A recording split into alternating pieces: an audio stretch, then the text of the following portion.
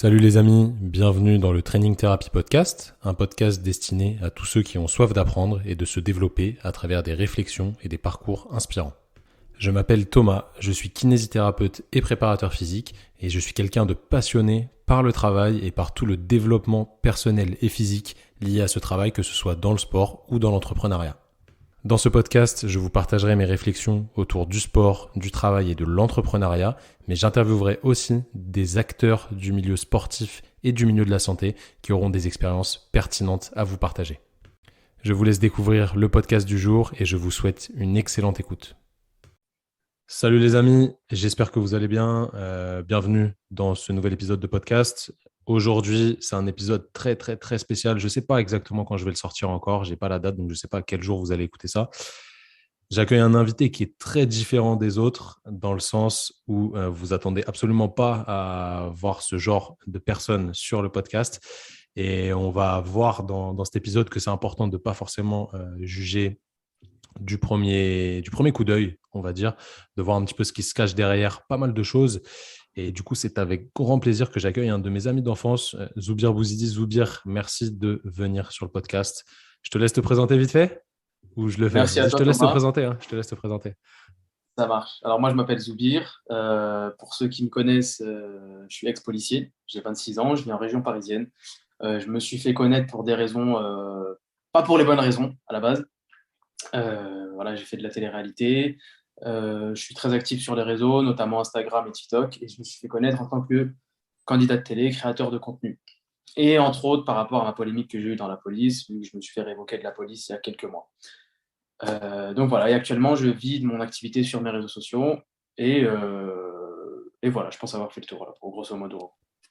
Ok, alors le but du podcast aujourd'hui, c'est de parler de ton parcours. Ce qui m'intéresse beaucoup chez toi, bon, en vrai, on est vraiment potes, hein, c'est clair, on se connaît vraiment depuis longtemps. On s'est pas vu depuis longtemps parce que je rentre jamais en région parisienne, mais Ouais, ça c'est ne vrai. saurait tarder. Le but de ce podcast-là, c'est de vous faire un peu découvrir ce qui se passe derrière les réseaux sociaux d'influenceurs. On va dire que tu es un influenceur maintenant parce que tu as plus de 100 000 abonnés sur Insta. Sur TikTok, je ne suis pas sur TikTok, moi, tu as combien? Tu dois avoir pas mal, TikTok, hein. j'ai 400 000 abonnés. Ouais, 400 000, ça commence à faire beaucoup. Donc, on va voir un petit peu ce qui se cache derrière tout ça, les marques, etc., comment ça se passe, parce que Zoubir, il n'a pas peur d'en parler. Et on va revenir un petit peu sur la télé-réalité aussi. Je casse un préjugé tout de suite. Tous ceux qui ont à peu près notre âge, donc qui sont nés dans les années entre 90 et 2000, si vous dites que vous n'avez jamais regardé de télé-réalité, vous êtes des gros mythos. C'est juste impossible. On en a tous regardé. Moi, perso, j'en regarde plus. Je sais même plus comment je t'ai vu sur Les Princes de l'amour. Je crois que je suis allé sur mon Instagram perso, chose que je ne fais jamais. Je suis jamais connecté sur mon Instagram perso. Et j'ai dû voir une de tes stories. Et je me suis Ouais, dit, mais non, il est sur W9. Vas-y, je suis obligé de regarder. Du coup, j'ai regardé ça. C'était 2020, c'était ça? ouais, c'est ça, c'était 2020, c'était il y a un an et demi. Putain, ouais, il y a un an, un peu plus d'un an, ouais. 2020, j'ai re-regardé la télé-réalité. Ça faisait peut-être 5 6 ans que je n'avais pas regardé. La dernière fois, ça devait être Les Anges, un truc comme ça. Ouais. Euh, ouais, j'étais fou devant ma télé de te voir. C'était assez incroyable. Donc, je te laisse un petit peu retracer ton parcours depuis le départ, depuis que tu es né, mec, depuis tes premiers souvenirs. Non, en Ouais, vrai, ton parcours à l'école, on va dire, en lien avec le on va faire les sport, grandes lignes. et ce qui t'a amené à faire ce que tu fais aujourd'hui. Comment ça s'est passé? Parce que c'était pas du tout tracé dans ce sens-là, dans mes souvenirs. Et comment tu as atterri à faire ce que tu fais aujourd'hui? Prends ton temps pour raconter, parce que c'est une longue histoire, et Ouais. on écoute. Alors, je suis né à Colombes, dans les Hauts-de-Seine, en 1995. Je suis l'aîné d'une une fratrie de quatre. Donc, je suis l'aîné, j'ai un petit frère, deux petites sœurs. Une enfance fort sympa, avec une famille très présente, modèle familial classique. J'ai grandi au Mureau, dans les Yvelines. Puis, j'ai déménagé à Sartrouville. Je pratiquais pas mal de sports. J'ai fait un peu de rugby quand j'étais plus jeune. J'ai fait du judo. J'ai fait beaucoup de sports de combat, notamment taekwondo, que j'ai fait pendant 10 ans. J'ai fait 10 ans de taekwondo. C'était vraiment mon crush en termes de sport. Et après, vers 16 17 ans, je me suis un peu lancé dans la muscu, entre autres avec notre ami Thomas, qui nous en a fait baver, parce que faut dire que c'était un sacré morceau déjà. À 16 piges, il envoyait des barres solides.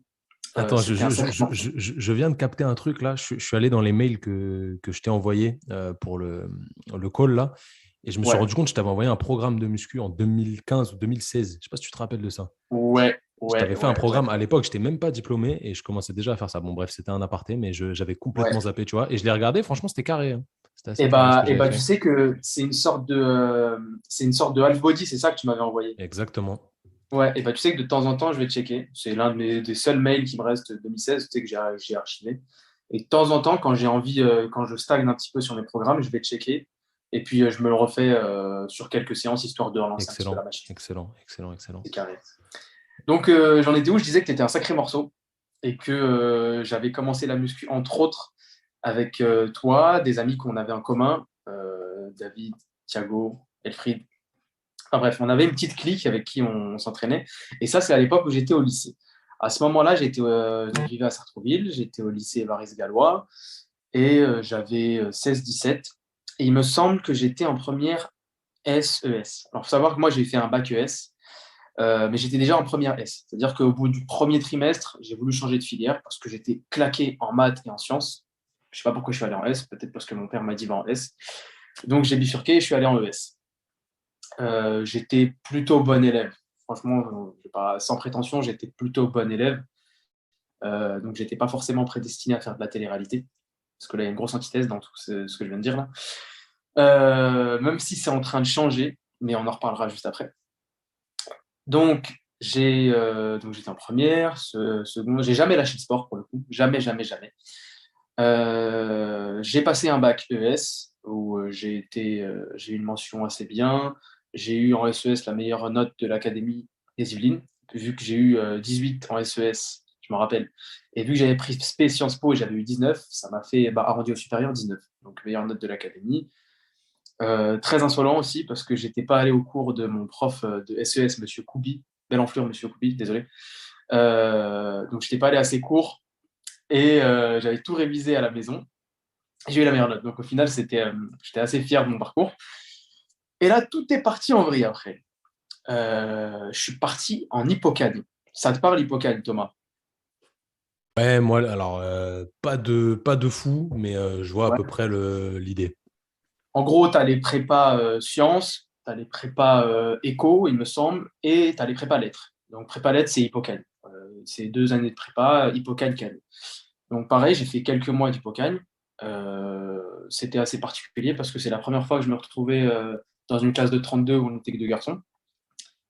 Mais ça m'a quand même pas motivé à rester. J'ai décalé au bout de 2 mois parce que je voulais faire du droit. Donc moi, j'étais convaincu. Enfin, je pense que j'étais mal renseigné, que je voulais tout faire. Je voulais tout et maintenant, tu vois. Donc j'ai arrêté. Et puis j'ai rattrapé en droit, mais l'année d'après, j'ai décidé de commencer à bosser un peu dans l'animation. J'étais animateur, j'avais pas fait à l'époque.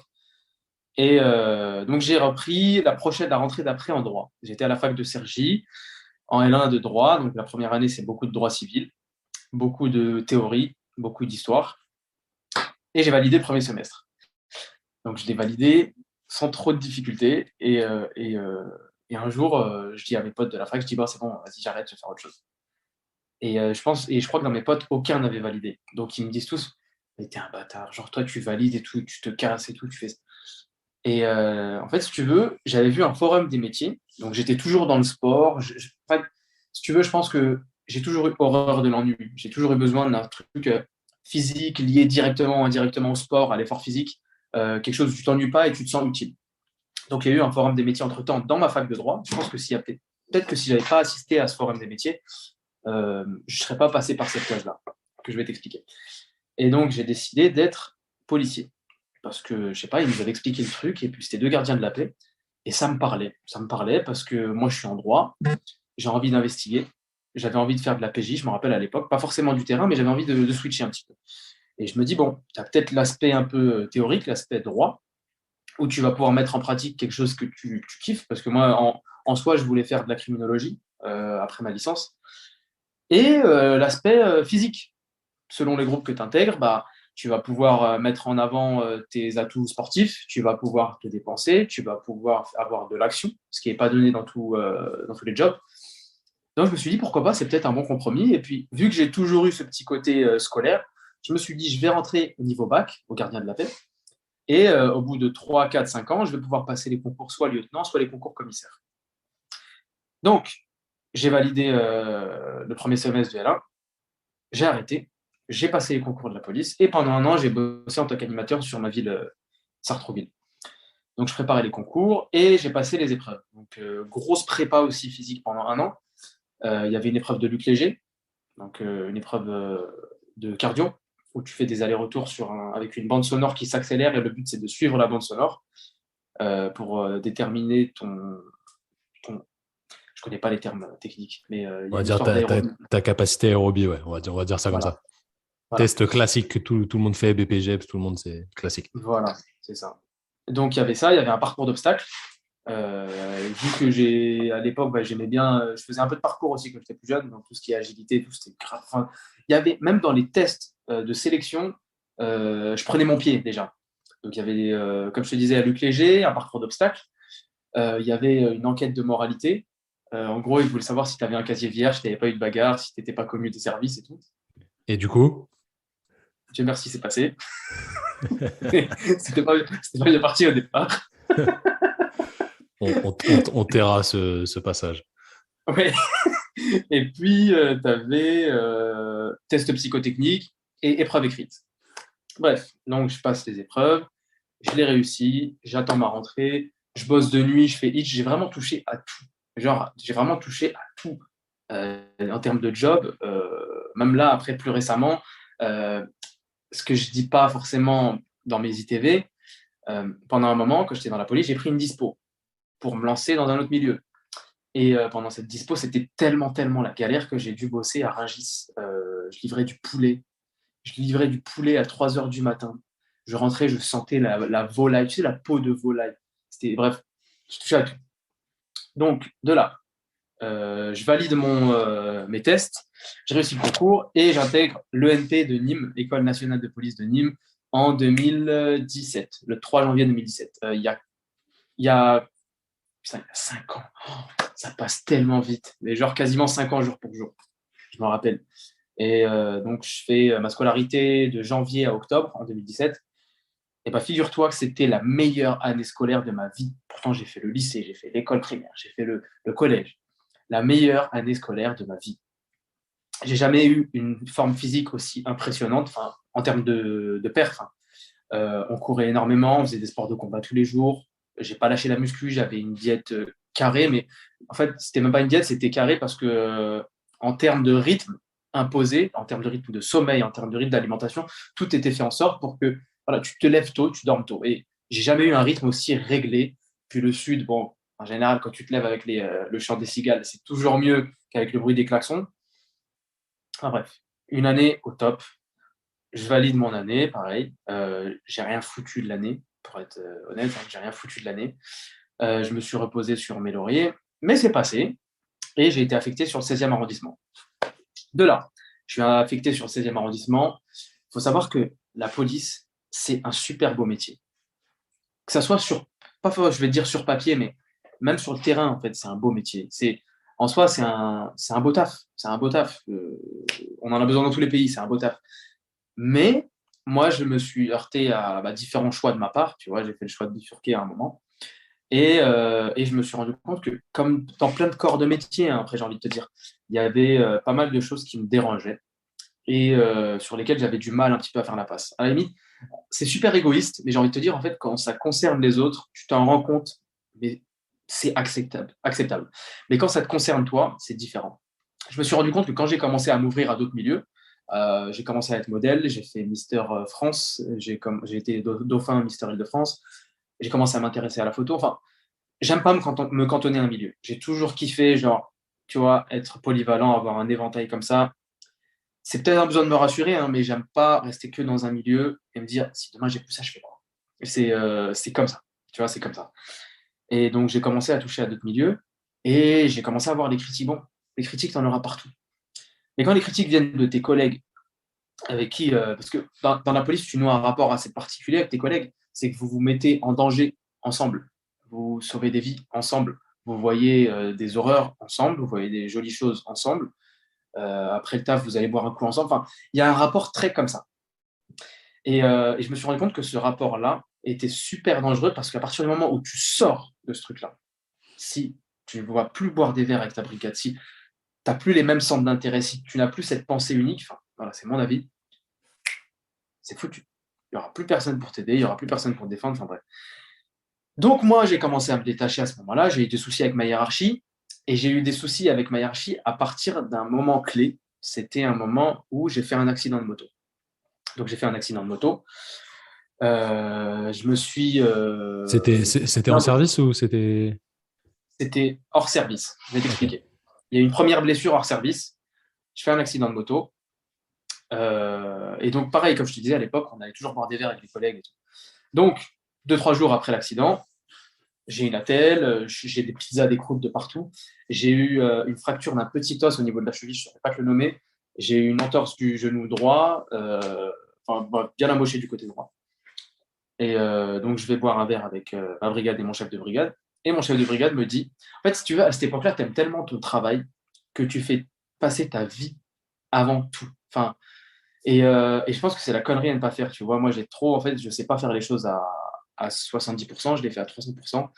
Sauf qu'il y a, en fait, dans le boulot, il ne faut pas. Il ne faut pas, il ne faut pas. Enfin, ça dépend. Si tu bosses pour quelqu'un, je trouve qu'il ne faut pas.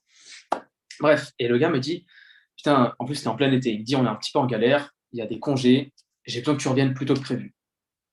Je boitais, je tenais même pas droit. Je lui dis, ok, je vais revenir la semaine prochaine si tu insistes et tout, parce que genre, je me sentais mal. Je me sentais mal de le mettre en galère et tout. Voilà. Donc, je lui dis, ok, la semaine prochaine, je reviens. Comme convenu, la semaine prochaine, je reviens au boulot. Bon, je boite. Mais je ne rechigne pas. Quand il faut bosser, il faut bosser. Et je me rappelle, on part sur une interpellation. Donc, je suis dans un équipage avec des collègues qui ne tiennent pas forcément la route, mais bon, ça, c'est mon avis. Et on tombe sur un client de prostituée. En plus, je suis super cool. Il est garé n'importe comment dans le bois de Boulogne, comme ça. Je vais voir gentiment, je lui dis voilà. Faut savoir que moi, j'avais tendance à tutoyer les gens qui avaient mon âge, qui étaient plus jeunes, parce que, n'en déplaise à certains, je trouve que le tutoiement, parfois, ça ouvre des portes. Au contraire, on peut dire que c'est un manque de respect. Non. Moi, je sais qui tutoyer, qui vous voyez, et je trouve que ça t'ouvre des portes et ça facilite le dialogue avec les gens de ton âge, de ta génération, quand tu le sens, voilà. Et super cool au début, je lui dis bon, je te rends un service. J'ai pris sa voiture, je lui dis regarde, ta voiture, je la gare régulièrement. Je te contrôle pas, t'es piéton. Je te gratte pas. Je te laisse la gare, voilà, je te la gare ici. Par contre, tu me promets juste, tu rentres chez toi en Uber ou tu prends le métro, tu prends pas le volant. Ok, chef, merci, machin chouette. Ok. Je fais un tour, 15 minutes après, je reviens, je vois la voiture, elle est en plein milieu de la route, dans la rue de derrière. Non, le mec, il abuse.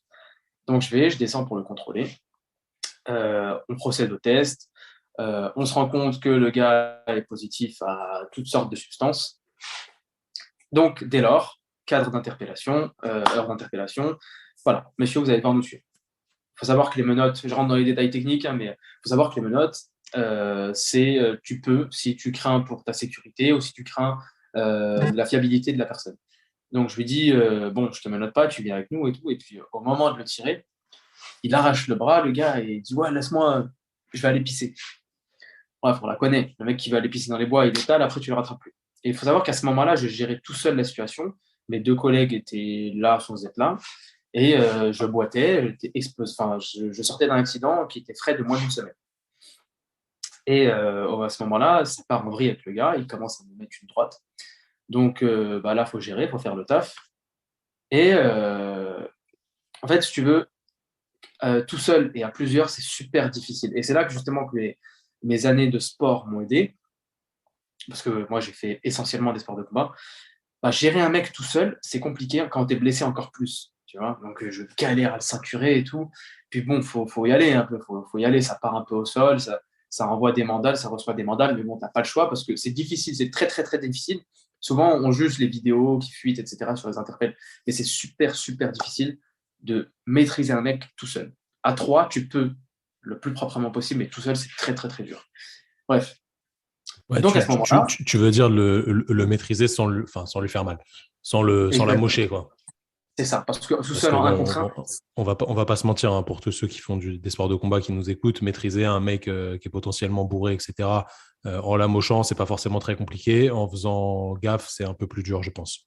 exactement, exactement. Et ça, les gens ont tendance à l'oublier parce que voilà, tout seul, il y a une notion de survie tout seul. Tu n'as pas le confort d'être à trois et de se dire je peux maîtriser sans amocher, sans faire mal, entre guillemets. Mais en un contre un, c'est très, très difficile. Et c'est aussi une chose que les gens ont du mal à comprendre, c'est quand ils voient les interpellations, quand ils voient que les gens sont à trois sur quelqu'un, bah oui, ça s'appelle la sécurité. Être à trois pour menotter quelqu'un, c'est normal, c'est ce qu'on apprend à l'école de police. Pourquoi se priver d'être à trois? Pourquoi se mettre en difficulté tout seul, prendre le risque de le blesser? Si à trois, on peut le faire proprement. Et il y a une différence entre se bagarrer avec quelqu'un et chercher à menotter quelqu'un de façon la plus propre possible. Donc oui, pour se bagarrer, il faut être un contre un, c'est facile, mais pour maîtriser quelqu'un, à plusieurs, c'est normal. Enfin bref, petite parenthèse que je ferme.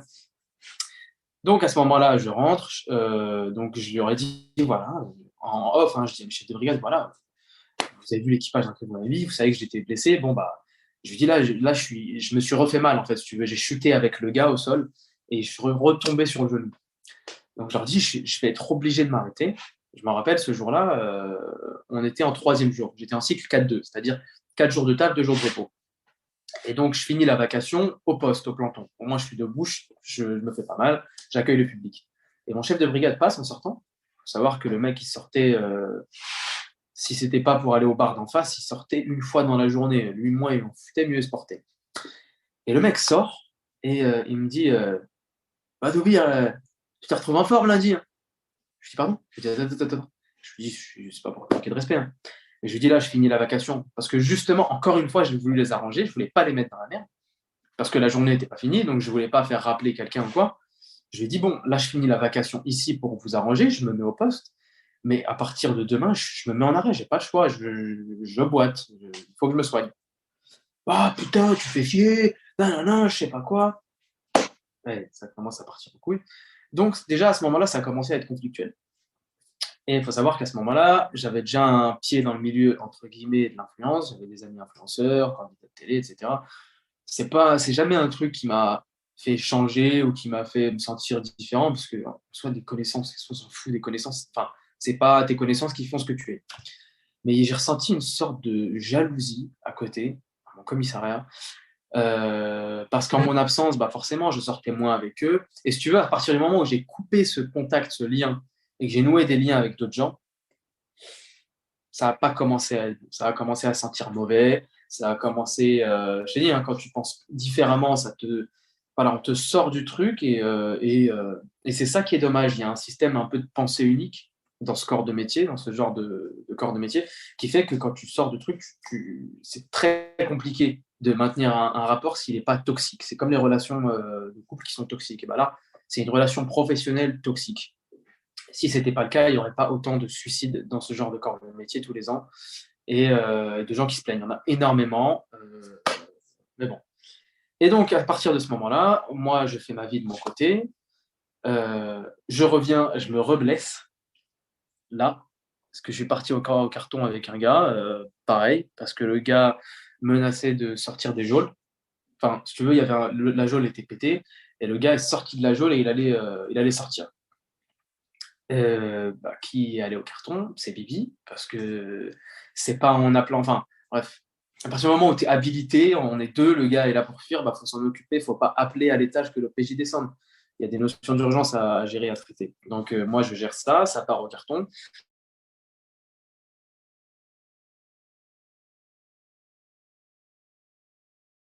Je me pique juste sa fermeture éclair. Donc, en soi, c'est un point, c'est ridicule, c'est un point. C'est comme si tu prenais un cure-dent comme ça, tac. Bon, sur le coup, je sens rien. Je désinfecte. Bon, apparemment, c'est pas suffisant parce que 2 jours après, je me retrouve avec la main qui a gonflé comme ça, qui a triplé de volume.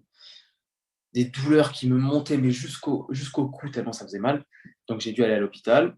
Donc ils m'ont opéré. Donc au final, il s'avère que j'ai eu une infection à l'intérieur. Heureusement, j'ai fait des tests après, c'était carré. Et j'ai eu la peur de ma vie. Donc j'ai eu une infection. Tu vois, c'est ça le truc, c'est que tu donnes ta santé, ta vie, pour un métier où tu n'as pas de reconnaissance. Et ça, c'est le truc qui m'a refroidi. Tu vois, prendre des risques, ça me dérange pas, tu vois. Mais faut que ça suive derrière. Et donc on m'a nettoyé toute la main et on a dû tout me sortir et on m'a refermé la main. Bref. Et pareil, j'ai commencé à avoir des remarques un petit peu sur le groupe de la brigade. Oui, mais Zoubiri cherche. Oui, c'est bizarre, ça arrive qu'à lui, etc. Enfin bref. C'est marrant parce que quand on avait des conflits avec des gars de cité, ils étaient bien contents que je sois là pour désamorcer le conflit. Tu vois, pareil, je parle arabe couramment. Quand on était sur des zones comme le Trocadéro, où tu avais pas mal de mineurs isolés, où il y avait beaucoup de vols de téléphones ou d'objets, d'effets personnels, etc. Et quand je parlais arabe, ça a aidé à désamorcer. Ils étaient bien contents. En vrai, c'est ce petit côté-là où je vous sers, mais vous me crachez dessus. J'ai pas trop apprécié. Donc, à ce moment-là, ça a commencé à être froid. Et moi, je voulais quitter. Vraiment, je voulais quitter, j'en pouvais plus. Sauf que les méthodes conventionnelles pour quitter la police, il n'y en a pas 12 000. J'ai tenté une dispo, justement, et je l'ai tenté en février 2020. Donc, il y a 2 ans. Je me rappelle, je l'ai tenté à ce moment-là. Et une dispo, il faut savoir que c'est une mise en disponibilité, c'est un congé sans solde. Ça veut dire que tu demandes un congé, accepté ou pas. Pour le coup, ils l'ont accepté. Mais tu n'es pas payé pendant ce moment-là et tu te démerdes. Ça veut dire que tu dois trouver quelque chose. Tu n'es pas indemnisé, tu te débrouilles. Je l'ai fait. J'avais 2-3 projets de télé, 2-3 projets pour des marques, en modeling, mannequinat, etc. Et je ne sais pas si tu te souviens, mais en février-mars 2020, Covid, premier confinement. Tout le monde en télétravail. Ça m'a foutu en l'air mon projet. J'ai été au plus bas à ce moment-là, c'était vraiment compliqué. Et c'est à ce moment-là que justement que j'ai dû retrouver du boulot en intérim à Rungis, à livrer du poulet. Enfin bref, c'était un épisode vraiment chaud, galéré.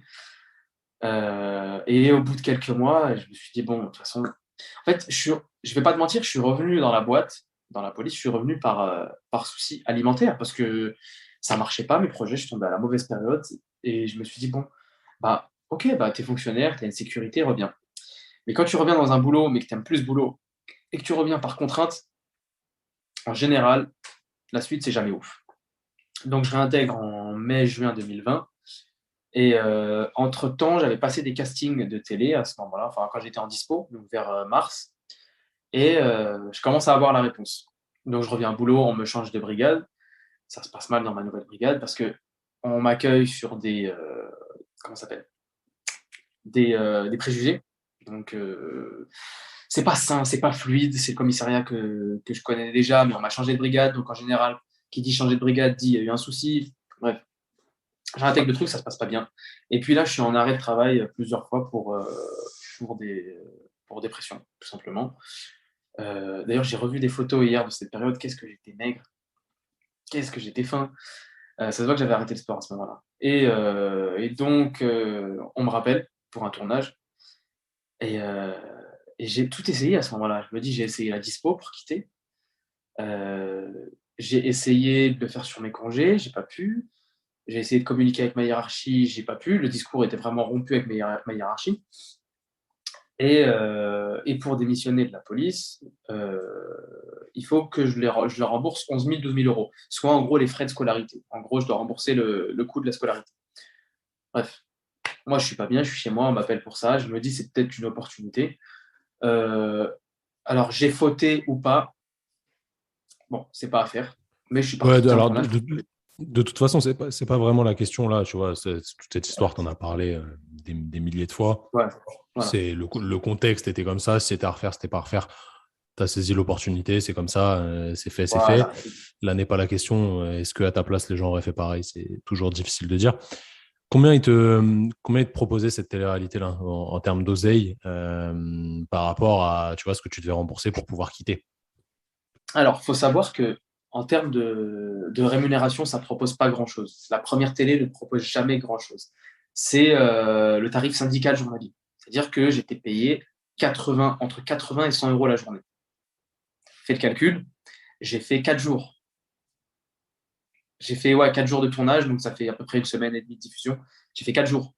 Donc, je n'ai pas pris plus de 380 boules, ce qui est ridicule. En fait, l'opportunité dans la télé, ce n'est pas la rémunération directe. C'est ce que tu vas prendre au fur et à mesure. Plus tu fais de tournage, plus tu prends d'abonnés sur les réseaux sociaux. Plus tu prends d'abonnés, plus les pubs sont chères, les placements de produits et les pubs. Plus les pubs sont chères, plus tu fais du contenu, plus tu fais du buzz sur les réseaux, plus tu as de chances d'être pris sur les télés. Et plus tu as de la personnalité. Donc, si tu as plus de chances et que tu fais plus de tournages et qu'à force, tu as un nombre de tournages qui est assez conséquent, tu vas coûter plus cher.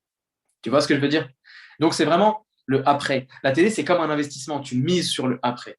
Tu vois? Y a énormément de candidats de télé-réalité. Il y en a plein qui font de la télé.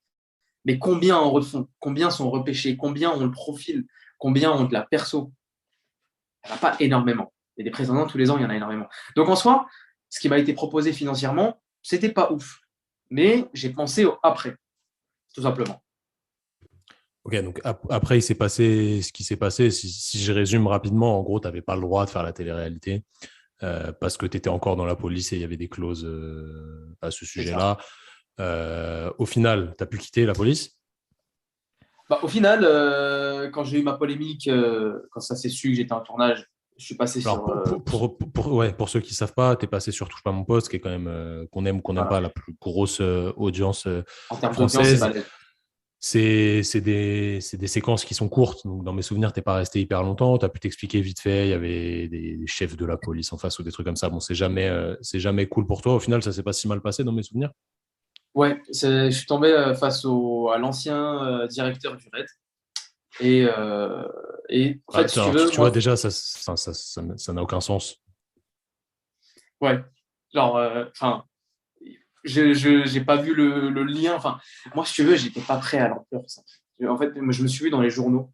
Et je suis sorti dans les journaux parce qu'il y a des collègues qui m'ont balancé. Et c'est les collègues les plus proches de moi. C'est ça qui est ouf. C'est des mecs pour qui, genre, je me suis pris des coups. Tu vois? Donc, ils m'ont balancé en pensant bien faire. Sauf qu'au final, ils m'ont donné une tribune pour m'exprimer. Merci, les gars. Et donc, je me lève un jour et je vois ma tête sur tous les articles de journaux locaux, nationaux, le Parisien, le Figaro, le Monde. Je dis, qu'est-ce que c'est? Et donc, j'ai même ma mère qui m'appelle, qui me dit, mais qu'est-ce qui se passe? Pourquoi il y a ta gueule partout? Je ne comprends pas, même mes collègues me parlent de toi. Et donc, je lui explique un petit peu la situation. Et j'ai le rédac chef de TPMP qui m'appelle et qui me dit, voilà, bon, bah, tu es au courant de la polémique, etc. Bon, est-ce que tu veux venir t'exprimer? Oui, je saisis le truc direct, oui.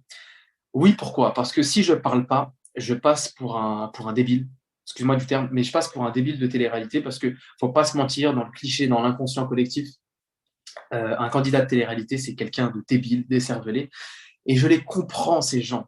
Je les comprends parce que pour être allé en tournage, pour avoir fréquenté certaines personnes, il y a de plus en plus de gens qui commencent à être monsieur et madame tout le monde, qui ont des emplois sympas, qui ont fait des études, qui ne sont pas bêtes, qui sont lettrés, qui sont clairvoyants, tu vois, qui sont bien pensants. Mais ces candidats-là, on ne les met pas en avant forcément et ce n'est pas ceux qui marchent le plus. Et c'est ça qui est dommage. Donc, je comprends l'inconscient collectif. Mais je me suis dit, moi, je passe juste pour un débile qui fait Chip and Dale en tenue de flic. Si je ne vais pas m'exprimer, c'est mort. Et surtout que je sais m'exprimer. Donc, je ne vais pas me priver de ça. Et à ce moment-là, j'étais encore sous contrat avec W9 où on te dit, voilà, si jamais on te propose des interviews dans n'importe quel média, tu dois nous contacter et on valide. J'aurais dit, je suis désolé les gars, je ne vais pas attendre votre validation, j'y vais. Oui, mais en fait, eux, ils avaient peur que je me chie, que je me loupe. Je leur dis, les gars, je leur dis, c'est mon image, c'est moi, je suis désolé, je vais y aller. Que vous le vouliez ou non, j'y vais. Donc j'y vais. Je tombe face à Monsieur Pomar, il me semble, donc ancien directeur du RAID. Donc, et là, on se trouve sur un débat en fait, que je n'avais pas du tout anticipé. C'est est-ce que c'est légitime d'être en tenue sur les réseaux sociaux? On part sur un débat sur les discriminations dans la police. Et en fait, je me retrouve à raconter mon histoire, chose qui n'était pas prévue. J'avais juste prévu de me défendre sur ça et je me retrouve à raconter mon histoire. Parce que moi, il faut savoir que de base, j'ai fait de la télé, mais je ne regarde pas la télé. Donc même TPMP, je connaissais un peu le principe, mais je ne savais pas que j'allais me faire démonter à ce point comme ça. Et quand je vois que le but, je me dis, bon, en fait, je suis clairement là pour me faire démonter, je me dis, OK, il y a vraiment un truc. Et quand je comprends pourquoi je me fais démonter, mais genre, je me rends compte que dans l'opinion publique, il y a certaines choses qui sont vraiment méconnues et qui ne savent peut-être pas comment ça se passe dans la police. Et, et que en fait, si la personne, le principal intéressé ne s'exprime pas, ça part vite en vrille. Donc, on part sur un débat sur la légitimité des policiers sur les réseaux sociaux, sur la sécurité, sur le racisme dans la police, sur les discriminations, sur les, euh, les frais que tu dois débourser pour démissionner dans la police, les 11 000 euros. C'est marrant parce que le gars, là, l'ancien directeur du RAID, il m'a accablé pendant tout le truc. Et quand à la fin, je lui ai dit, ouais, mais vous dites pas à tout le monde que. Parce qu'il disait, oui, mais dans ce cas-là, il faut quitter la police. Je lui ai dit, ok, c'est bien marrant sur papier de dire qu'il faut quitter la police. Mais moi, je ne les ai pas, les 11 000 euros. Vous me les donnez, moi, pour quitter la police? Ça a redéclenché un nouveau débat, enfin bref. il y a eu tout un tas de questions en fait où je pense que ça a buzzé parce que beaucoup de personnes n'étaient pas prêts au tournant que ça allait prendre et voir qu'un jeune de, de 25, j'avais 25 à l'époque, faire de la télé, de la police et s'exprimer sur. En fait, c'était plein de trucs qui avaient complètement rien à voir. Et je me suis dit, mais on est où? Enfin, c'était un truc complètement différent. Même moi, j'étais pas préparé. Donc, je sors de ce plateau. Je m'en sors pas trop mal. Je m'en sors pas trop mal. Cyril Hanouna a apprécié ma présence, enfin, de ce qu'il a montré. Et ça, c'était cool. Ça, c'était cool parce qu'en vrai, si Cyril t'a dans le viseur, tu perds le débat, t'es foutu. S'il ne t'a pas dans le viseur, tu t'en sors à peu près bien. C'est la règle du plateau, mais c'est comme ça. Il a une aura assez balèze, qu'on l'aime, qu'on l'apprécie ou pas. Il est assez puissant sur son propre plateau, ce qui est normal. Donc je sors et donc je vais voir mes potes dans les loges. Et donc j'avais laissé mon téléphone à mon pote. Et là, il me dit, c'est n'importe quoi ton téléphone. Et je vois les notifications sur les réseaux sociaux. Ça fait que monter, monter, monter. Je suis partagé de partout. Je prends des abonnés, mais à toute patate. En 2 jours, en 48 heures, j'ai pris 80 000 abonnés. J'ai pété un câble. J'ai dit, mais qu'est-ce qui se passe? J'étais en privé, il fallait que je fasse accepter, accepter, accepter. C'était impressionnant. Genre, la sensation de buzz, c'est waouh. Et tu comprends pas. Genre, la semaine d'après, je suis resté. Tu sais que cette période-là, inconsciemment, je l'ai mal vécu. Il y a plein de gens qui disent waouh, c'est trop bien. Oui, c'est trop bien, mais en fait, tu sais pas quoi en faire juste après. Est-ce que Pour moi, c'était un bad buzz ou c'était un bon buzz, tu vois, au final? non. Au final, le bad buzz, c'était que je sois sorti sur tous les journaux par rapport à mon arrêt maladie, le fait que je fasse des vidéos en tenue de flic. Mais en fait, ça s'est transformé en bon buzz parce que j'ai su l'expliquer et j'ai su légitimer ce que je faisais. Et beaucoup de gens se sont retrouvés dans mes propos et ça a créé un clivage, tu vois, l'opinion publique. Et donc, à partir de ce moment-là, je trouve que ça a été un bon buzz parce que ça a soulevé des réelles questions et j'ai expliqué vraiment mon histoire. Je l'ai légitimé, entre guillemets. Alors, Donc, ce clivage, il est intéressant parce que de toute façon, dans la vie, quand c'est pas clivant, ça ne fonctionne pas. Si tu es au milieu, c'est pas, il y a personne qui va s'intéresser à toi. Toi, tu as pris le parti d'être d'un côté enfin, ça s'est fait tout seul, tu n'as pas pris de parti directement. Mais comment ça s'est passé? Après, ça s'est calmé, toutes ces histoires. Il n'y a plus trop de retours. Ça a duré, je sais pas, peut-être quelques semaines. Comment ça s'est passé d'un point de vue de l'influence? Après, tu as pris beaucoup d'abonnés, donc tu as commencé à dépasser à être proche des 100 000, etc. Est-ce que tu as eu des contacts de marque? Comment ça s'est passé? Qu'est-ce qu'on t'a demandé? Sur quoi les gens voulaient surfer sur ton image? Quels ont été les projets qu'on suivi, etc. alors, par la suite, moi, comme je te disais, j'ai eu un peu du mal à gérer parce que j'ai beaucoup de choses qui me sont tombées dessus et tu t'apprends sur le tas. Influenceur, t'apprends sur le tas. Je t'ai pas préparé. Allez, tu vois, tac, du jour au lendemain, tu changes de taf, tu changes de façon de vivre. Et beaucoup, beaucoup, beaucoup de contacts de marque, des shootings. J'étais déjà modèle, donc beaucoup de shootings, beaucoup plus de shootings qu'avant. Beaucoup de marques et ça m'a étonné parce qu'au début, je me suis dit peut-être que les marques ne me contacteraient pas parce que c'est associé au départ à un buzz de débat. C'est pas de la télé. En fait, c'est pas ma prestation dans Les Princes qui m'a fait connaître, c'est plus ma prestation dans TPMP qui a duré 16 minutes et qui m'a fait prendre énormément d'abonnés, plus que si j'avais fait une saison entière des Princes. Donc, je ne m'attendais pas à ce que des marques me contactent parce que j'avais pas tu sais, j'avais pas l'étoffe cliché, l'étoffe type du candidat de télé lambda. Et au final, agréablement surpris parce que j'ai eu des marques de sport qui m'ont contacté pour des produits de sport, des produits d'entretien. Enfin, quand je dis des produits de sport, par exemple, une machine pour faire des abdos, une marque d'élastique, une marque de sportwear, de vêtements de sport. Qu'est-ce que j'ai eu? Après, j'ai eu vraiment de tout et de n'importe quoi, hein. J'ai eu de l'alimentaire, j'ai eu de la SAP, vraiment de tout ce que tu peux trouver en placement de produits typique d'influenceurs télé. Mais beaucoup de produits de sport. Et en fait, je pense que les marques qui regardent mon feed Instagram, j'avais déjà un peu soigné mon feed Instagram, j'étais un peu actif, donc je faisais gaffe aux photos que je postais, etc. Donc je pense que quand ils voient que tu es sportif et aussi, en fait, je pense que selon ta façon de t'exprimer, ils savent ce qu'ils te donnent. Et il y a beaucoup de marques aussi qui m'ont donné des produits en fonction de comment je vais l'expliquer. Donc en général, ils appréciaient, je me suis fait connaître pour ma façon de débattre aussi, entre guillemets. Donc la façon d'expliquer, ça joue. Et voilà, si tu es sportif, pas sportif. Par exemple, pour une marque, c'est plus cohérent de me faire un placement de produit sur, je sais pas moi, une marque de compléments alimentaires ou un dispositif sportif, plutôt que sur des culottes menstruelles, on est d'accord. Donc, je pense que ça ne va pas bloquer, ça va plutôt aider, ça va donner pas mal de marques sur ça. Et c'était très, très, très, allez, à 60% axé sport. Est-ce que toi, tu as démarché ou est-ce qu'on t'a démarché, tu n'as Non, jamais démarché? il faut savoir qu'il y a des influenceurs qui démarchent. Enfin, en général, ils ne démarchent pas eux-mêmes, ils font démarcher par leur community manager, par leur agent, par un compte différent sur Instagram ou n'importe quelle autre plateforme, hein, par mail en général. Mais en général, la plupart des influenceurs se font démarcher directement par les marques. Il y a énormément de marques. Il y aura toujours des marques qui te contacteront. Moi, jusqu'à maintenant, je fais encore des placements de produits, j'en fais moins, mais j'en fais. En plus, je filtre, donc je fais gaffe à ce que je fais. Je ne fais pas du tout n'importe quoi. On me propose du trading toutes les semaines. Les mecs, ils étaient chauffeurs-livreurs la semaine dernière. Aujourd'hui, c'est des grands traders à Dubaï. Enfin, les conneries comme ça, je ne partage pas. Les arnaques, je ne partage pas. Je fais quand même gaffe à ce que je partage. Et il faut savoir qu'en général, et ça m'a fait la même chose moi, les marques viennent te démarcher directement par mail. Et j'ai regardé mes mails la semaine dernière aussi. Je faisais un gros tri. Et il y a même des mails que je n'ai pas vus parce que j'en avais énormément des demandes à ce moment-là. Vraiment énormément, énormément. Et je ne pouvais pas me permettre de faire 3 placements par jour. Parce que 3 placements par jour, t'intéresse personne. Et j'ai dû prendre le coche, j'ai dû m'adapter. Et si c'était à refaire, je changerais parce que j'ai pas su gérer au début. C'est-à-dire qu'au début, je savais pas ce que j'étais, si j'étais candidat de télé, si j'étais juste une personne qui a eu un buzz passager, si je créais du contenu, etc.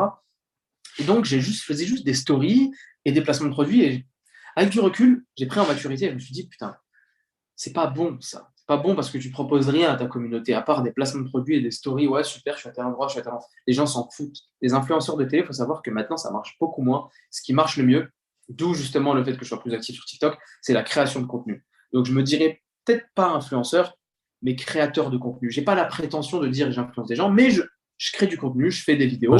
Et je rebondis sur ce que tu dis.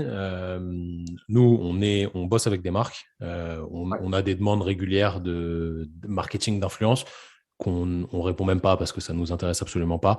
Nous, on bosse avec 3 marques en particulier. Je pense qu'on bossera que avec elles. Et pareil, on crée du contenu. On peut pas dire qu'on est influenceur parce qu'on peut-être qu'on a de l'influence sur certaines personnes, tu vois, vis-à-vis de ce qu'on fait, où ils se reconnaissent, etc. On n'a pas énorme ouais, d'abonnés. Nous, on a plus de 20 000 abonnés, mais c'est pas énorme comparé à toi.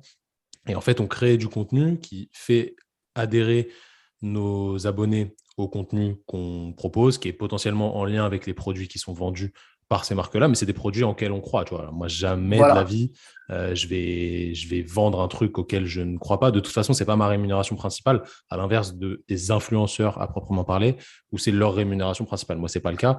On peut dire que c'est du marketing d'influence, mais c'est plus de la création de contenu. Je suis plutôt d'accord avec toi.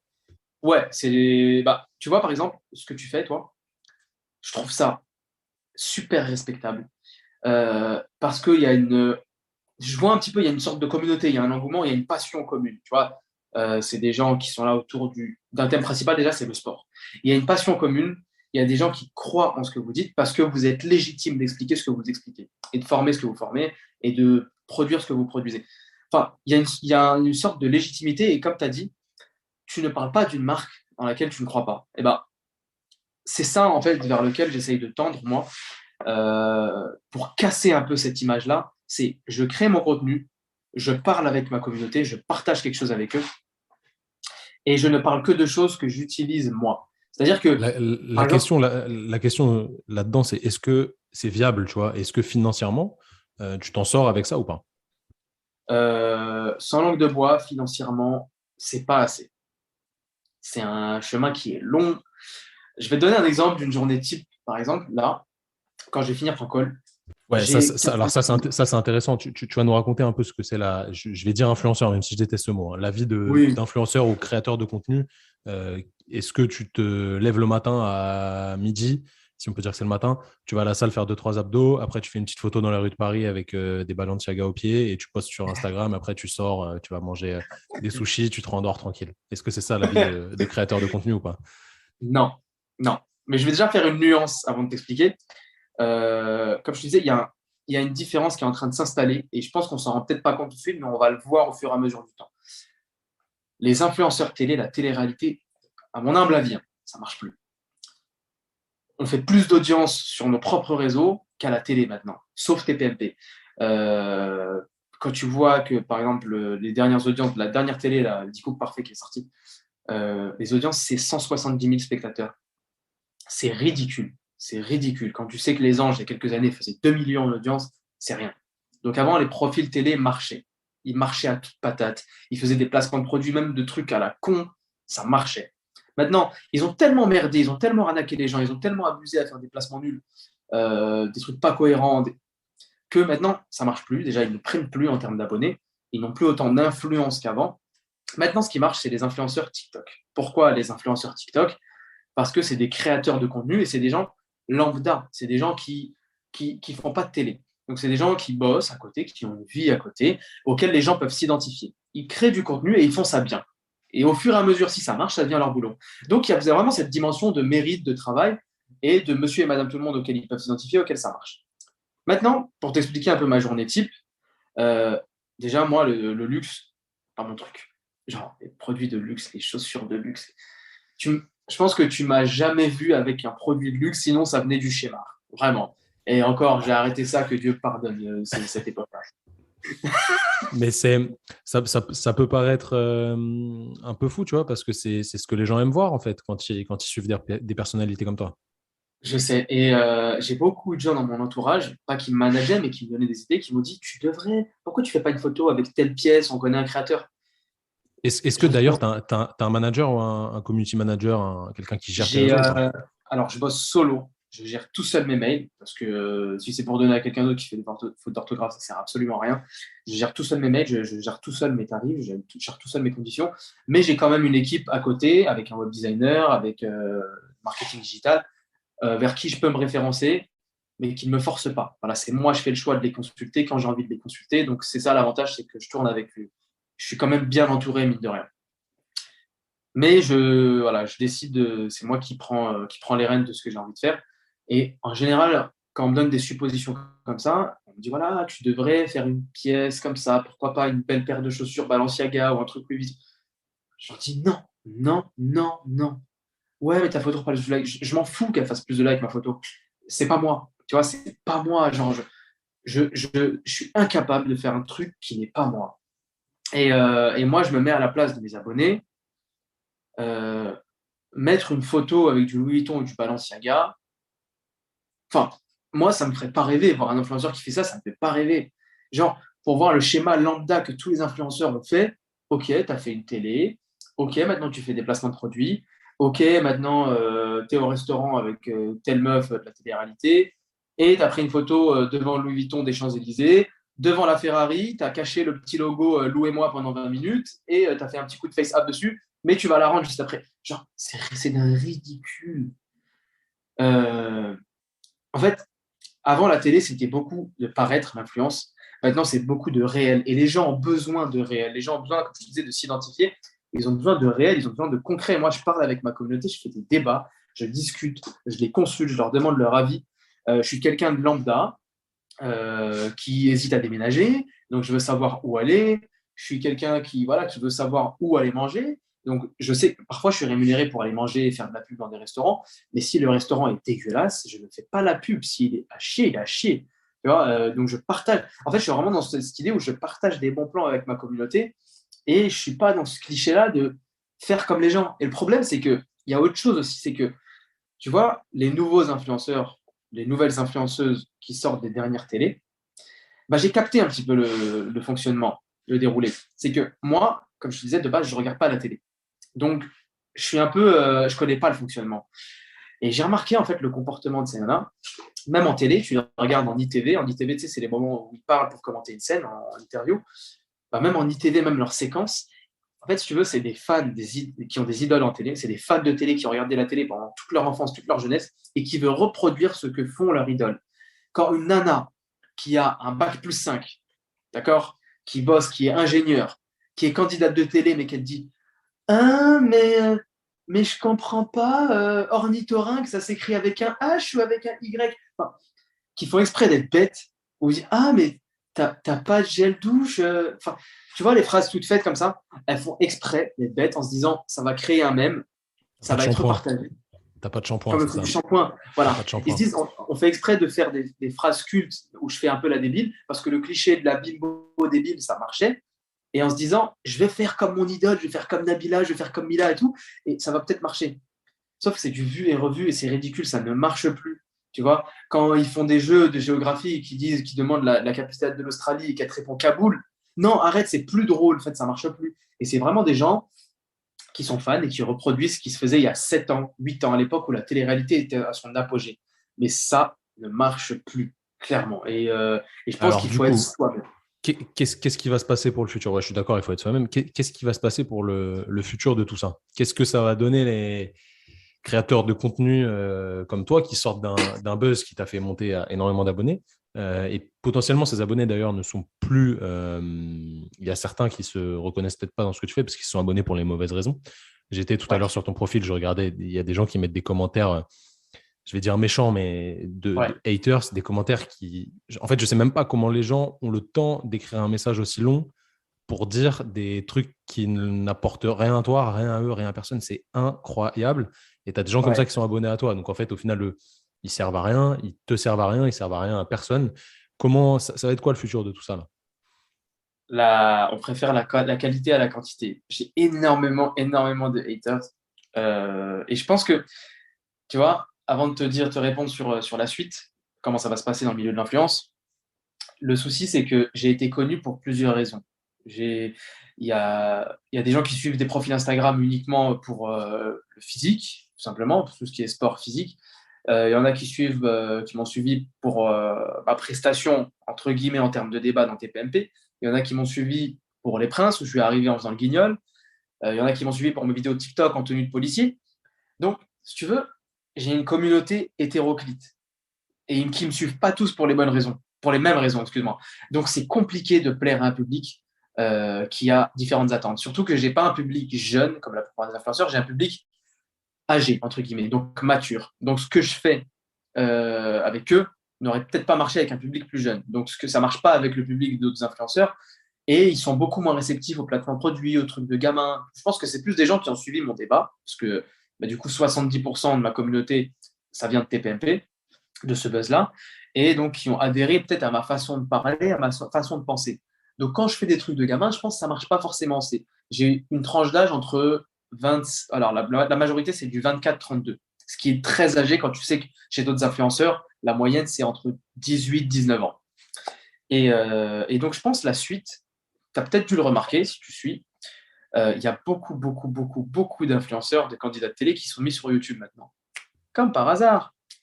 Alors Ils sont mis moi, sur YouTube parce qu'ils se sont ouais, rendus compte. tu vois, le seul influenceur à qui je suis abonné, c'est toi. Donc clairement, Ouais. j'ai aucune visibilité sur tout ce qui se fait parce que forcément, ça me parle absolument pas parce que déjà, moi, je connais un peu les ficelles et puis je suis absolument pas le produit cible, tu vois. Ouais, ouais. Bah, je te comprends. Je te comprends. Bah, du coup, je vais t'expliquer un peu. Il y a plein de candidats de télé qui se sont rendus compte que les audiences des télés étaient en chute libre. Mais genre en chute libre complet.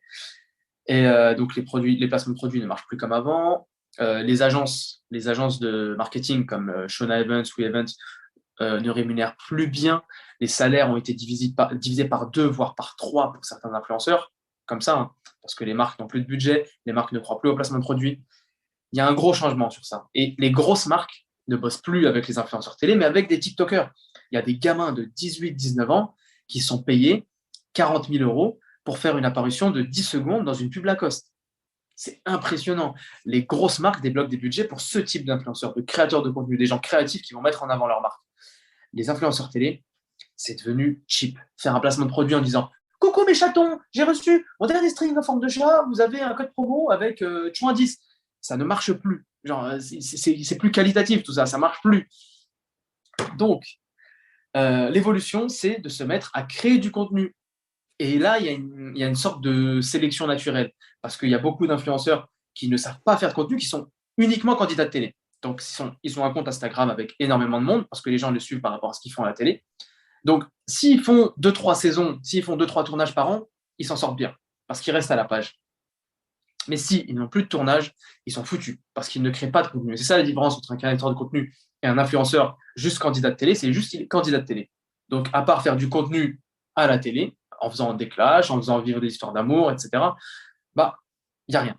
Donc, maintenant, ils s'efforcent à créer du contenu. Il y en a qui sont plutôt à l'aise dessus, il y en a qui ne le sont pas. Il y en a, ils arrivent un petit peu à se démerder, mais tu vois, et surtout que Instagram est devenu beaucoup plus rude qu'avant. Maintenant, il y a un système de bots qui nettoie les abonnés pour prévenir justement les faux abonnés, parce qu'il y en a énormément qui ont acheté des abonnés, parce qu'une fois qu'ils ont la certification, ils peuvent acheter des abonnés, ça passe crème. Mais tu ne peux pas l'acheter avant, sinon tu n'as jamais la pastille bleue. Et quoique, maintenant, les gens achètent la certif. Donc, bon. Bah, si tu veux, maintenant que Instagram est devenu plus dur, il y a plus de pertes d'abonnés, ils sont devenus plus exigeants en termes de contenu. Si tu mets de la merde, bah, tu n'auras pas beaucoup de likes. Enfin, très, très, très exigeant. Bah, faut se recycler. Et c'est là que tu vois directement la sélection naturelle qui se fait. Donc pour moi, la suite, elle est sur TikTok et elle est sur YouTube.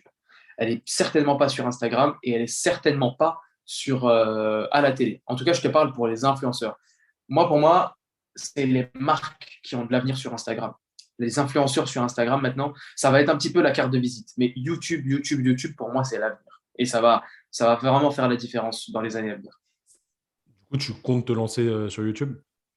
Ouais, ouais, ouais, Qu'est-ce ouais. que tu Je vas, compte. qu'est-ce que tu vas proposer dessus? Alors, je me suis rendu compte que à travers mes stories, enfin, j'ai pris la parole il y a quelques semaines, je ne sais plus, j'ai expliqué quoi en story, et il y a beaucoup de gens, et j'ai répondu à quelques abonnés. Et il y en a beaucoup qui m'ont dit waouh, putain, t'es pas hautain, tu fais très arrogant sur les photos, t'es pas hautain, tu discutes, t'es sympa. Et je me suis dit, mais putain, j'ai 100 000 personnes au total, hein, si je compte avec TikTok, j'ai 500 000 personnes qui me suivent et qui ne me connaissent pas forcément. Et le côté YouTube, il y a un petit côté intimiste, un petit côté privé, comme si vraiment j'expliquais ma vie à une bande de potes. Et tu sais, j'ai pas forcément de talent. Il y a des gens qui ont des talents, qui sont danseurs, ça cartonne, ça marche. Moi, je n'ai pas forcément de talent. J'expose ma vie, je donne mes avis sur des choses. C'est pour ça que j'aime pas dire influenceur. Je crée du contenu, je fais des vidéos, j'essaie de faire des trucs jolis, des trucs sympas, un peu d'humour, un peu d'autodérision, un peu de second degré. Donc, le côté YouTube, moi, ça va vraiment être un côté lifestyle où je vais expliquer ma vie, tu vois. Je vais sûrement avoir des évolutions cette année dans ma vie. Bah, je vais expliquer les avancées dans ma vie. Peut-être que je vais changer d'appartement, peut-être que je vais déménager. Je vais expliquer comment ça se passe avec les membres de ma famille, une journée au sport. C'est vraiment inclure les gens dans ce que je fais dans la vie de tous les jours. Et c'est ça, ce petit côté plus-value, c'est le petit côté où on casse, si tu veux, la vitrine des réseaux. Et YouTube, tu as ce petit côté-là où tu peux prendre le temps de discuter avec les gens. Tu vois, comme je fais avec toi, par exemple, bah, sur ma première vidéo YouTube, ça peut être comme ça, voilà, un petit FAQ, question-réponse, expliquer un peu mon parcours depuis, où est-ce qu'on en est, où j'en suis, interagir avec les gens. Et au fur et à mesure, je vais aiguiller, en fait, je vais voir ce qui plaît aux gens. Est-ce que c'est la dimension sportive? Est-ce que c'est la dimension jeu? Tu sais, inviter des gens, faire, tu sais, un truc tout bête, genre des tests de pureté, des trucs tout bêtes, mais des trucs que les gens kiffent, tu vois, des jeux, du sport, et Ouais, de voir. l'entertainment, quoi. Vraiment des. Entertainment, exactement. C'est ça. Genre, Tu vois, je rebondis sur ce que tu as dit. Tu as dit que tu n'avais pas de talent particulier. Moi, je pense que tu as un talent particulier, c'est que tu saisis les opportunités, comme tu l'as dit au départ. J'en ai parlé dans mon tout premier podcast. C'est quelque chose qui est très important dans la vie, de saisir les opportunités. Qu'elles soient bonnes ou mauvaises, en fait, on ne sait jamais. Il faut tester et on voit ce qui se passe au final. Toi et moi, on vient d'un milieu où ça nous a donné une certaine force dans le sens où on a entrepris des choses qui sont diamétralement peut-être opposées, même si ça se rejoint sur les réseaux, parce que les réseaux, c'est l'ère actuelle, c'est comme ça. Si tu n'es pas sur les réseaux, tu ne peux pas faire de business, du moins c'est un peu compliqué. Dans le sens où on vient d'un endroit où on sait que même si ça ne fonctionne pas, et bah, nous, on va se lever à 4 heures du mat pour aller travailler, ramasser les poubelles s'il faut, il n'y a aucun problème. Si ça ne ouais, fonctionne pas, il y aura toujours une solution de rechange. Il n'y a pas de raison de se plaindre. On n'est pas sous les bombes ici en France, donc on a de la chance. Et je pense que c'est ça, toi, ta plus-value, dans le sens où tu essayes des choses, ça marche pas, c'est un bon buzz, c'est un bad buzz, peu importe, mais au final, tu fais ce que tu kiffes, tu apprends et t'assagis avec le temps, parce que ton contenu maintenant, il est plus réfléchi, on va dire, il est plus ouais, propre à ce que tu es vraiment, parce que en vrai, quand tu es sorti de la télé-réalité, c'était pas vraiment toi, je le sais, mais c'était peut-être nécessaire à un moment, à ce moment-là, du moins pour avoir ce buzz qui te lance plus ou moins. Donc, ok, projet YouTube, est-ce qu'il y a toujours des projets de télé ou pas du tout? pas actuellement. Pour être honnête avec toi, pas actuellement. J'ai passé des castings pour plusieurs télé. Euh, mais pas de suite. Enfin, il y en a que j'ai refusé et il y en a qui m'ont pas rappelé. Et pour l'instant, refaire une télé, c'est pas dans mes projets, à moins qu'on me propose vraiment quelque chose de différent de ce qui se fait actuellement. C'est-à-dire de l'aventure, un format différent, mais les trucs de dating, ça me dit plus rien. C'est bon. Ouais, puis ça commence à se passer de mode quand même, on va pas se mentir. Question qu'on se pose tous, on va rentrer dans le vif du sujet. Combien ça gagne un influenceur, un créateur de contenu comme toi, à 100 000 abonnés, qui est connu pour des photos avec des saps stylés, des trucs comme ça, qui ne donne pas forcément de plus-value, du moins d'apport théorique et de formation tous les jours, tu vois, à l'inverse de ce qu'on fait nous, parce que c'est une niche différente. Mais Ouais. combien tu gagnes actuellement? Combien tu as pu gagner? Qu'est-ce qui fait que tu crées une base financière pour te permettre de vivre et de survivre, même si tu en es largement au stade de survie, largement plus que ça. Combien tu fais d'oseille? Comment ça se passe? Est-ce que tu as une société? Comment ça se passe tout ça? Si jamais il y a des gens qui veulent faire de l'argent et se dire je vais faire influenceur, ne le faites pas. Ça gagne pas des masses. Moi, je me débrouille par-ci par-là, donc ça passe. Oui, j'ai une auto-entreprise, donc j'ai un statut d'auto-entrepreneur. C'est le plus avantageux quand tu es influenceur, hein, d'avoir un statut d'auto-entrepreneur. Et c'est super variable. Ça veut dire que sans langue de bois, je peux faire un mois à 800, comme je peux faire un mois à 4000. C'est variable. Genre, c'est vraiment variable. Euh, Ça dépend. Si dans le mois, j'ai un shooting à 600, j'ai un shooting à 800, j'ai 3 placements de produits à 400, ça passe. Tu vois ce que je veux dire? Genre, ça monte vite. Est-ce que plus tu travailles sur ton marketing et ta façon de te vendre et le fait que tu communiques, etc., pour te faire voir par certaines marques qui peuvent payer, etc., plus tu gagnes? Est-ce que le travail paye là-dedans ou pas? Le travail paye, oui et non. Le travail paye, mais pas toujours au moment où tu l'attends. Ça veut dire qu'il faut toujours faire du contenu pour être à la page. Toujours, toujours, toujours. Tu auras toujours des demandes de marque. Après, c'est une histoire de fréquence. C'est-à-dire que là, par exemple, depuis un bon moment, je bosse, je bosse, je bosse, je bosse. J'ai beaucoup moins de demandes de marque. Et j'ai eu une période, il y a 3 mois aussi, où j'ai envoyé un max de vidéos, je charbonnais à fond et plein de demandes. En fait, si tu veux, là, ces derniers mois, je me suis rendu compte que le problème venait pas de moi, mais venait, entre guillemets, des marques. Les marques, il y a toujours des moments où les marques ont plus de budget, moins de budget. En ce moment, niveau budget, sur les marques, c'est pas trop ça. Et comme je te disais, hein, l'influence, ça commence à s'essouffler. D'où l'intérêt de YouTube, parce que YouTube, c'est des marques différentes. Tu as moins de marques, mais des marques qui payent mieux, qui sont plus quali. YouTube, par exemple, je te donne par exemple une YouTubeuse dont je tairai le nom parce que je ne vais pas divulguer son salaire à elle, mais il y a une YouTubeuse très connue en France. J'ai vu son contrat pour parler 10 secondes d'une marque ou même pas juste porter un t-shirt. 10 secondes dans sa vidéo, 10 000 euros. C'est des marques plus prestigieuses, plus propres, entre guillemets, et ça paye mieux. Et c'est un placement de produit qui est, entre guillemets, qui est filé, tu vois. On ne demande pas, un influenceur doit rester influenceur, un créateur de contenu doit rester créateur. Il n'est pas commercial. On ne paye pas un créateur de contenu pour qu'il dise, bon, alors ça fonctionne comme ça, vous pouvez le trouver à tel endroit. Non. Tu vois, c'est comme quand tu payes un chanteur, quand tu fais porter un t-shirt, etc., que tu le payes, il le porte. Les gens, si ça les intéresse, ils iront se renseigner. Mais faut pas. Pour ça, je pense que c'est parti en vrille parce qu'on a fait des influenceurs, des commerciaux. Et quand tu vois comment certains s'expriment, bah, moi, je fais demi-tour, je change de magasin. Tu as tout dit là, on a fait des influenceurs, des commerciaux, c'est un peu la réalité, alors qu'en fait, tu es une vitrine plutôt de la marque et les gens s'identifient plus ou Ah, moins à toi. Alors, tu me dis, la nana, elle fait 10K pour 10 secondes. Bon, très bien, il y a forcément du travail derrière et tout, ça peut choquer certains, mais il y en a qui font bien plus ouais, avec moins de temps encore.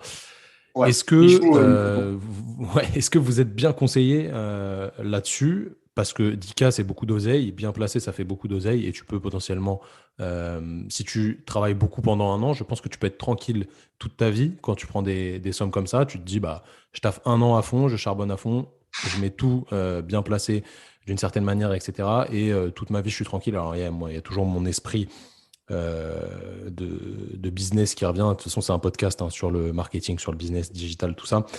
Ouais. Donc, vous allez forcément vous comprendre un petit peu ce que je veux dire à travers ça. Qu'est-ce que tu as prévu pour assurer le futur?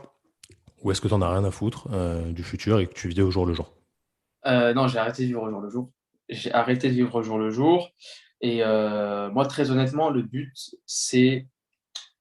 En fait, si tu veux, en termes d'influence, je cherche encore ma trame. Là, j'ai le projet YouTube qui va arriver.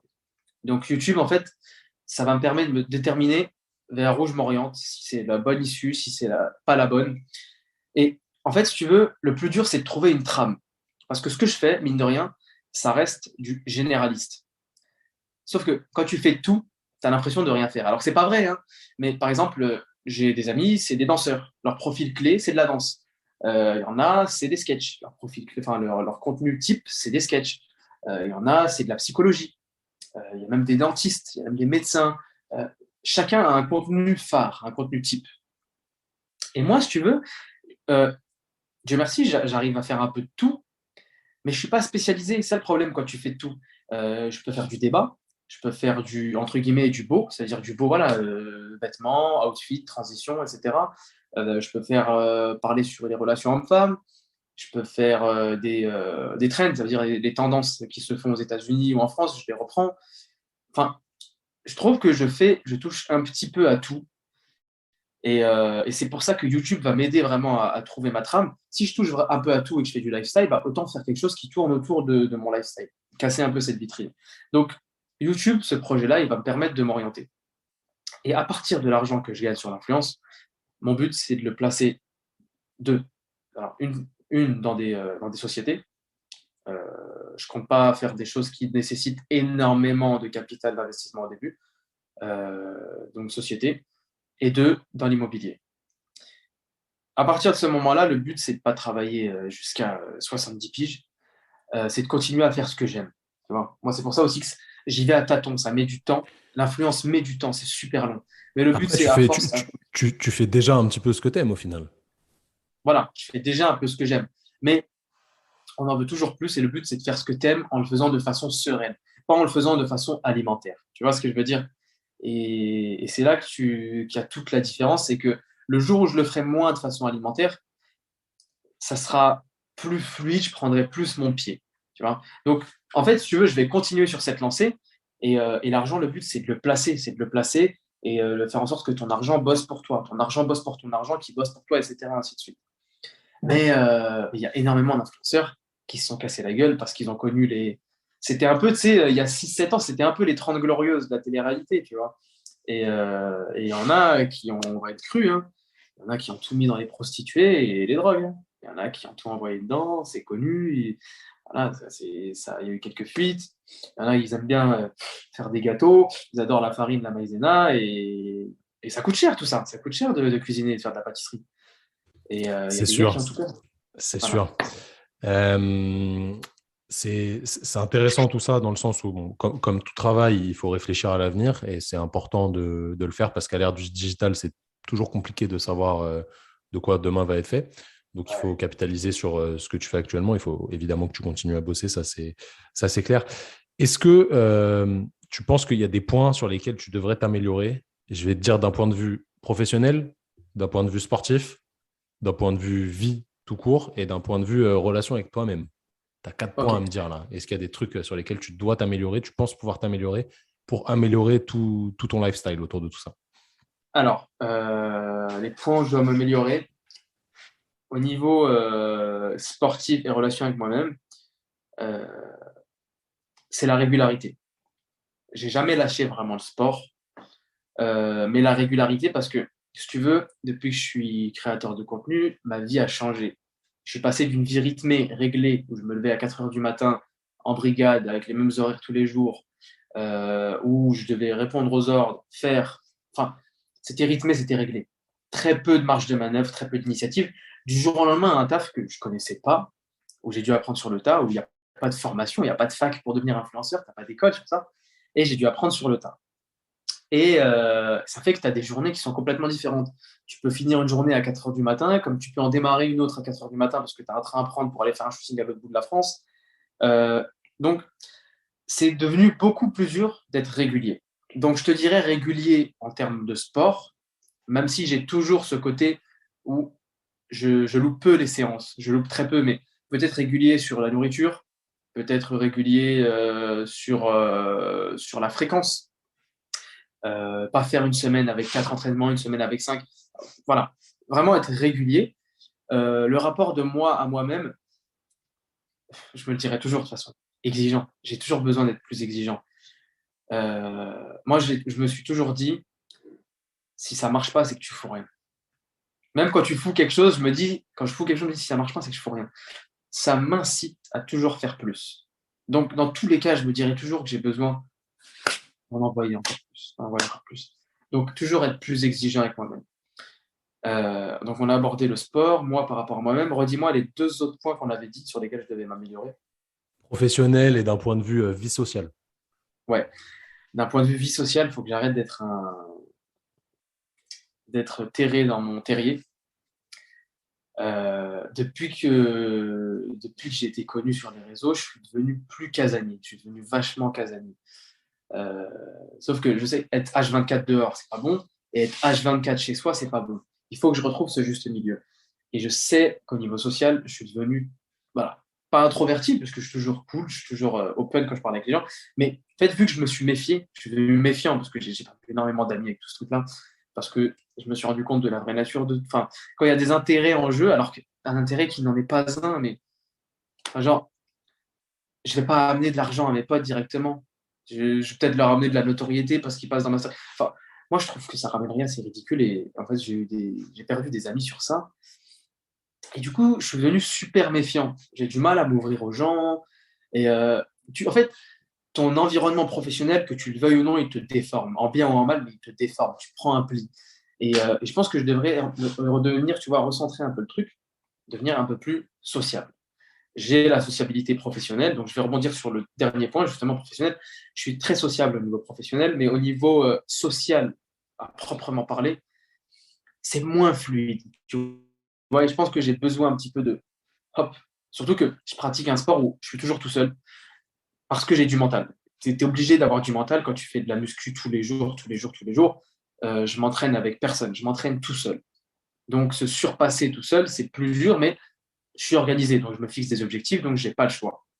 Donc, le fait de s'entraîner solo, etc., bah, tu es obligé d'être exigeant avec toi-même. Mais vu que je m'entraîne souvent solo, bah, même les endroits comme la salle de sport et tout, bah, ce pas des endroits où je fais des rencontres. J'en ressens pas le besoin et dans tous les cas, ça ne se fait pas naturellement. Et les rencontres sont faussées, les rapports sociaux sont faussés parce que c'est souvent ah, c'est toi, Zoubir, ah, ouais. C'est super cool, il n'y a pas de souci, mais genre, c'est jamais fluide. Genre, c'est toujours ah ouais, viens, on s'entraîne, frérot, on prend une photo, on prend une vidéo. Il y a cette dimension moins naturelle aussi que j'ai Après, vue. il y Et a ça, tu vois, et il y a un truc dont je parlais la dernière fois aussi, c'est que on vient quand même d'un endroit où nous, on se dit pas bonjour dans la rue, tu vois. c'est vrai, c'est Donc, vrai. tu vois, moi, j'habite plus à Paris maintenant, c'est un peu différent. On vient d'un endroit où si quelqu'un te dit bonjour dans la rue, te sourit, etc., limite, tu vas t'embrouiller, en fait. Ouais, Donc, c'est vrai. c'est pas, on n'a pas l'habitude de ce comportement-là. C'est très dommage d'ailleurs. Je sais pas pourquoi on a grandi comme Ouais, ça, mais c'est un peu comme ça. Je pense que ça n'aide pas. Tu vois. Moi, je suis un peu dans ce sens-là aujourd'hui où je suis parce que j'ai encore mes petits démons du passé qui font que bah, je suis pas forcément très avenant c'est en ça. face-face, on va dire. Mais ça, je pense qu'on a été fait comme ça parce qu'on vient d'un endroit comme ça, en fait. Ouais, on est carrément pas avenant. Et puis, et encore pire, c'est pire là où je suis parce que, à la limite, nous, on était en banlieue. Enfin, je trouve qu'en banlieue, ça passe encore. Là, je suis à Paris maintenant. Je vis à Paris, dans Paris. Il n'y a pas pire. En termes d'impolitesse, en termes de gens qui tirent la tronche, en termes de bouchons. euh, Paris, c'est la meilleure école pour être un super connard. C'est le top du top. Et Paris te rend aigri, te rend introverti, te rend fermé. Une fois, j'étais au magasin avec un pote, il y a 2 semaines, j'étais au magasin avec un pote, j'étais à Zara, et puis on rigole avec la caissière, je sais pas, on rigole, on fait des blagues et tout. Et elle nous regarde, elle dit, vous n'êtes pas de Paris, vous n'êtes pas d'ici, vous. On dit, bah si, on est de là. Ah ouais, il y a que vous qui souriez, ça fait bizarre de voir des gens qui sourient, tu vois. Genre, c'est réel, c'est un cliché Mec, qui est vraiment, qui il est faut que tu réel. déménages, mec. Il faut que tu déménages. Ouais, mais vraiment, vraiment. Dans l'année, je pense que je vais m'y tenir, je reste pas à Paris. Vraiment. J'ai, en fait, je vais perdre mon côté solaire si je reste à Paris et je vais devenir terne et gris, vraiment. Je vois ce que tu veux dire. Si tu te voyais il y a 10 ans, tu vois, là, tu te rencontres il y a 10 ans, qu'est-ce que tu te Ouais. dirais pour le futur? Euh, je me dirais accroche-toi, et surtout ne te fie pas aux apparences. C'est-à-dire que faut pas que tu te fies à. C'est pas parce qu'un truc ne marche pas au début ou enfin, ce que tu vois devant toi, c'est pas forcément vrai. Faut creuser, faut taper, faut voir ce qu'il y a derrière. Faut penser long terme. Tu vois, je me dirais pense long terme, arrête avec le moment présent, lâche rien, pense long terme et entoure-toi bien surtout. Ça c'est clairement important, mais c'est bien, tu vois, parce que ça revient un peu à ce que je disais au départ. Il faut pas juger le livre à sa couverture directement. Ça veut dire, pour finir, je vais te dire une liste de valeurs. Les valeurs, c'est des mots qui vont te parler plus ou moins, tu vois, qui vont te paraître importants, refléter ce que tu es, ce que tu penses. Chacun, Ok, chacun exprime ces mots d'une certaine façon, du moins les interprète d'une certaine façon. Je te donne une liste. Je ne vais pas t'en donner 10 000. Je vais faire par ordre alphabétique. Il faut que tu m'en gardes trois qui te représentent le plus et tu vas me dire ok, pourquoi. OK? ok. Ok, écoute bien.